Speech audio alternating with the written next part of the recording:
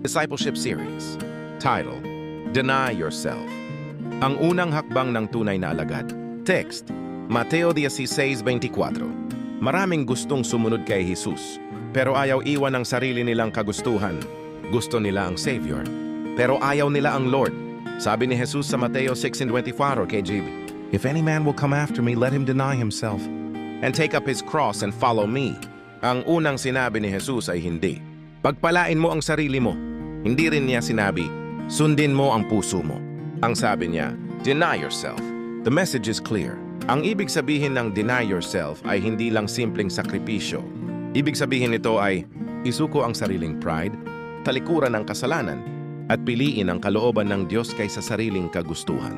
Ang tunay na disciple ay hindi nagtatanong, ano ang gusto ko? Ang tunay na disciple ay nagtatanong, ano po ang gusto mo, Panginoon? Real talk. Ito ang problema na ngayon. Maraming gustong sumunod kay Kristo hanggat hindi naapektuhan ang kanilang comfort. Christian basta walang mawawala. Christian basta walang sakripisyo. Pero ang tunay na alagad ni Kristo ay handang isuko kahit ang sarili niyang plano, bisyo at sariling buhay. Ang sabi ni Jesus sa Mark 8:35, sapagkat ang sinumang mag-ibig iligtas ang kaniyang buhay ay mawawalan nito.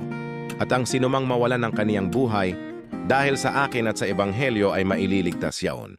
Hindi ka magiging tunay na disciple kung ikaw pa rin ang hari ng buhay mo. Ang pagiging disciple ay nagsisimula kapag si Jesus na ang hari at handa kang ibigay ang buhay mo sa Kanya. In closing, kung gusto mong sumunod kay Jesus, hindi lang kasalanan ang iiwan mo.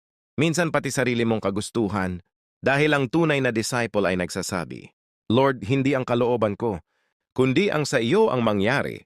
Please follow, share, and subscribe for more inspiring Bible study reels. Thanks and God bless.